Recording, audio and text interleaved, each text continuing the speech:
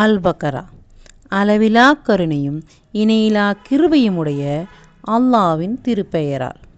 வசனங்கள் 84 85 வரை. மேலும் ஒரு சந்தர்ப்பத்தை நினைவு கூறுங்கள். நீங்கள் இரத்தம் சிந்தாதீர்கள், உங்களுடைய ஊர்களிலிருந்து ஒருவரை ஒருவர் வெளியேற்றாதீர்கள் என்று உங்களிடம் நாம் வாக்குறுதி வாங்கினோம். நீங்களும் அதனை ஏற்றுக்கொண்டீர்கள். இன்னும் நீங்கள் அதற்கு சாட்சியாக இருந்தீர்கள். ஆனால் அதற்கு பின்னரும் கூட நீங்கள் ஒருவரையொருவர் கொலை செய்கிறீர்கள். உங்களில் ஒரு பிரிவினரை அவர்களின் ஊர்களிலிருந்து வெளியேற்றுகிறீர்கள். அவர்களுக்கு அநீதியும் அக்கிரமமும் செய்து அவர்களுக்கு எதிராக ஆள் சேர்க்கிறீர்கள். ஆனால் அவர்கள் போரில் பிடிபட்டு கைதிகளாய் உங்களிடம் வரும்போது மீட்பு பணம் கொடுத்து அவர்களை விடுவிக்கிறீர்கள்.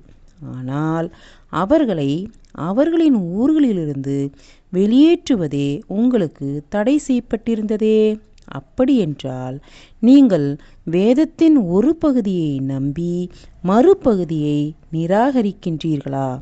உங்களில் இவ்வாறு செய்பவர்களுக்கு இவ்வுலக வாழ்வில் இழிவை தவிர வேறெந்த கூலியும் இல்லை. மறுமை நாளிலோ மிக கடுமையான வேதனையின் பக்கம் அவர்கள் திருப்பப்படுவார்கள்.